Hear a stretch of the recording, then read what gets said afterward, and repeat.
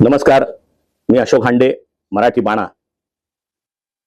गोदावरी माईच्या पवित्र अशा जलाशयाने पावन झालेल्या आणि आमचं तीर्थ कुसुमाग्रज विवा शिरवाडकर यांच्या पदस्पर्शाने या नाशिक नगरीमध्ये हे विश्व मराठी संमेलन होत आहे, याचा मला सर्वात मोठा आनंद आहे.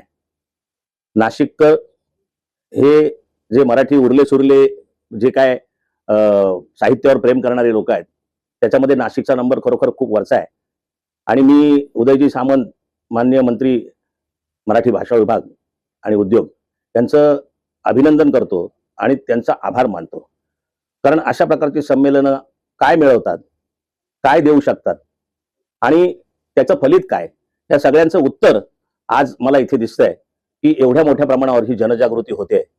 कारण ही जनजागृती आज मी जवळजवळ बऱ्याचशा देशांमध्ये कार्यक्रम केले, तिथल्या मराठी लोकांशी माझा संबंध आहे आणि ती मराठी लोक आज इथे येणार आहेत.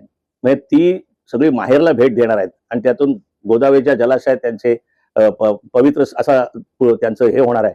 या सगळ्या गोष्टीचा मला खूप आनंद आहे.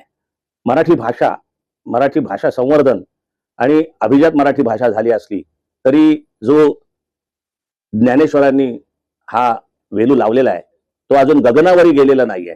पण अशा प्रकारच्या विश्व मराठी साहित्य संमेलनाच्या उपक्रमांमधून तो गगनावरी निश्चित जाईल याची मला खात्री आहे. मी शासनाचं अभिनंदन करतो. कालच मुख्यमंत्र्यांनी देवेंद्र फडणवीसजींनी सांगितलं की पुढच्या वर्षी विदर्भात गेलं पाहिजे, मग त्याच्या पुढच्या वर्षी आपण परदेशात जाऊ. खरोखर स्तुत्य आहे. महाराष्ट्रातल्या प्रत्येक भागामध्ये अतिशय संवेदनशील अशी मराठी माणसं राहतात आणि त्या मराठी माणसांना मराठीची भूक आहे आणि ती भूक या अशा विश्व संमेलनामधून कदाचित भागवली जाईल. त्याच्यातून काही जनजागृती होईल, त्याच्यातून तरुण पिढीला काहीतरी मार्गदर्शन मिळेल, तरुण पिढी मराठीकडे आकर्षित होईल आणि या मराठीचा जो अटकेपार झेंडा आहे तो एका पृथ्वीच्या अशा उच्चस्थानी लागेल की त्या दिवशी हे खरं विश्व संमेलन संपन्न झालं असं मला वाटतं. धन्यवाद.